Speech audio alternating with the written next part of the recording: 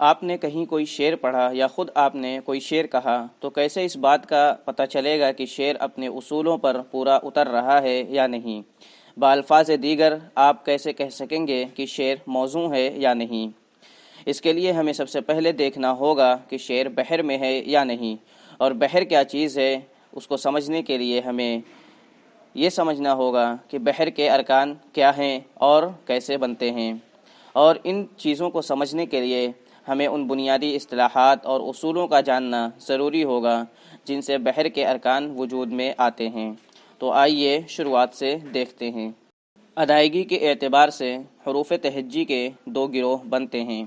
Number 1 حروف ناطق، number 2 حروف غیر ناطق۔ حروف ناطق وہ حروف ہیں جن کی ایک متعینہ آواز ہوتی ہے اور جب لکھے ہوئے ہوں تو پڑھنے میں بھی آتے ہیں۔ حروف غیر ناطق وہ حروف ہیں جو لکھنے میں تو آتے ہیں مگر پڑھے نہیں جاتے۔ حروف ناطق کی مثال جیسے قلم، کہ اس میں قاف، لام اور میم 3 حروف ہیں اور تینوں پڑھے جا رہے ہیں۔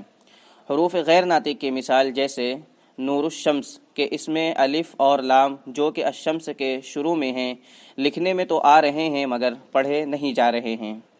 حروف علت 3 ہیں، نمبر 1 الف، نمبر 2 واو اور نمبر 3 یا۔ جب یہ متحرک ہوں تو ناطق کی طرح ہوتے ہیں، اور جب ساکن ہوں تو اپنے سے ما قبل کی حرکت کو طویل کرتے ہیں اور عروض کے لحاظ سے ناطق سمجھے جاتے ہیں۔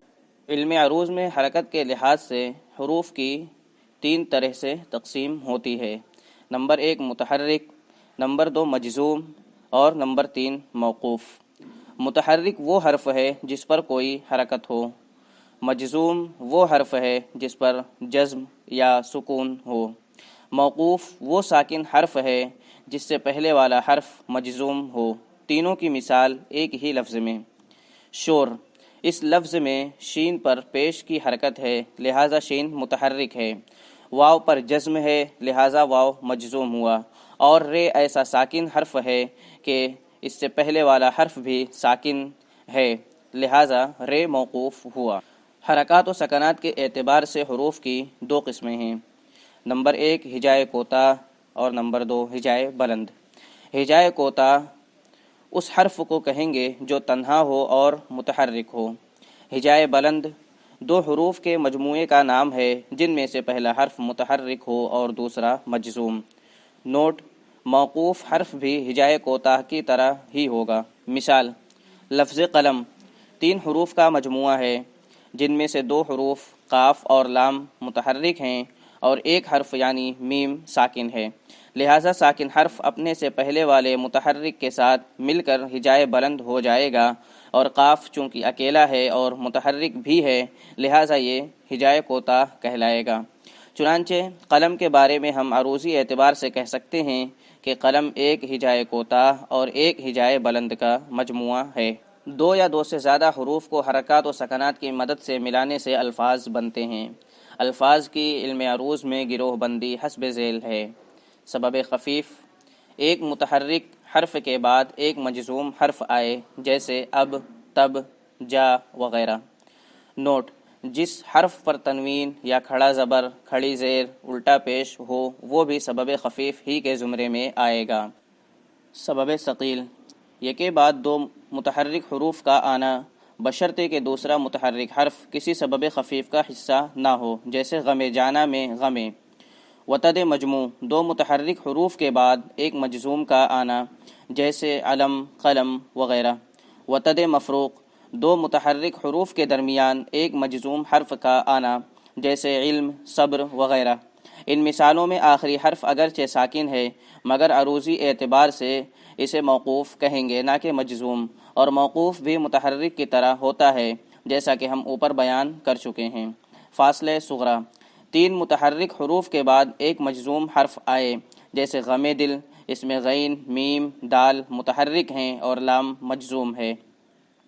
فاصلہ کبریٰ فاصلے صغرا سے پہلے ایک متحرک حرف کا آنا، یعنی 4 متحرک حروف کے بعد ایک مجزوم حرف کا آنا، جیسے صنم من، اس میں صاد، نون، میم، میم یہ چاروں حروف متحرک ہیں اور نون مجزوم۔ اردو زبان میں فاصلہ صغرا اور فاصلہ کبریٰ کی مستقل کوئی مثال نہیں ہے۔ یہ وہ بنیادی اصول ہیں جن سے بحر کے ارکان ترکیب پاتے ہیں، انہی کو اصول سہگانہ بھی کہا جاتا ہے۔ آئیے اب ارکان کو دیکھتے ہیں۔ ارکان رکن کی جمع ہے۔ لفظ فعل کے کچھ مشتقات کو ارکان تسلیم کیا گیا ہے۔ یہ بحر کے وہ رکن یا حصے ہوتے ہیں جن کو ترتیب وار ملایا جائے تو مصرعے کی لمبائی اور اس میں واقع حرکات و سکنات کی ترتیب کا تعین ہوتا ہے۔ بنیادی ارکان 8 ہیں۔ نمبر 1 فعول، نمبر 2 مفاعیل، نمبر 3 فاعلات، نمبر 4 فاعل، نمبر 5 مستفعل، نمبر 6 متفاعل، نمبر 7 مفاعلۃ اور نمبر 8 مفعولات۔ جن بنیادی اصولوں کو ہم نے پڑھا وہ ان ارکان پر کس طرح منطبق ہوتے ہیں، میں مختصراً ان کی وضاحت کیے دیتا ہوں۔ نمبر 1 فعول، ایک وتد مجموع اور ایک سبب خفیف سے مل کر بنتا ہے۔ نمبر 2 مفاعل، ایک وتد مجموع اور 2 سبب خفیف سے مل کر بنتا ہے۔ نمبر 3 فاعلات، ایک سبب خفیف، ایک وتد مجموع اور پھر ایک سبب خفیف یا ایک وتد مفروق اور 2 سبب خفیف سے مل کر بنتا ہے۔ نمبر 4 فاعل، ایک سبب خفیف اور ایک وتد مجموع سے مل کر بنتا ہے۔ نمبر 5 مستفعل، ایک سبب خفیف اور ایک وتد مفروق اور پھر ایک سبب خفیف یا 2 سبب خفیف اور ایک وتد مجموع سے مل کر بنتا ہے۔ نمبر 6 متفاعل، ایک فاصلہ صغرا اور ایک وتد مجموع سے مل کر بنتا ہے۔ نمبر 7 مفاعلۃ، ایک وتد مجموع اور ایک فاصلہ صغرا سے مل کر بنتا ہے۔ نمبر 8 مفعولات، 2 سبب خفیف اور ایک وتد مفروق سے مل کر بنتا ہے۔ یہ ہوا ارکان کا بیان۔ انہی ارکان کو ملانے سے بحریں وجود میں آتی ہیں۔ بحروں کے متعلق ہم بالتفصیل انشاءاللہ اگلی ویڈیو میں بات کریں گے۔ ابھی یہاں بطور مثال صرف ایک بحر پیش کی جا رہی ہے۔ ہم نے پہلا رکن فعول پڑھا تھا، آئیے اسی کو دیکھتے ہیں۔ ایک سالم بحر میں 4 ارکان ہوتے ہیں، لہٰذا جب ہم فعول کو 4 دفعہ ترتیب وار رکھیں گے تو ہمارے سامنے یہ شکل ظاہر ہوگی، فعول فعول فعول فعول۔ اس بحر کا نام بحر متقارب مسمن سالم ہے۔ اسی بحر کا ایک شعر میں آپ حضرات کی خدمت میں پیش کر رہا ہوں۔ تیرے عشق کی انتہا چاہتا ہوں، تیرے عشق کی انتہا چاہتا ہوں، میری سادگی دیکھ کیا چاہتا ہوں۔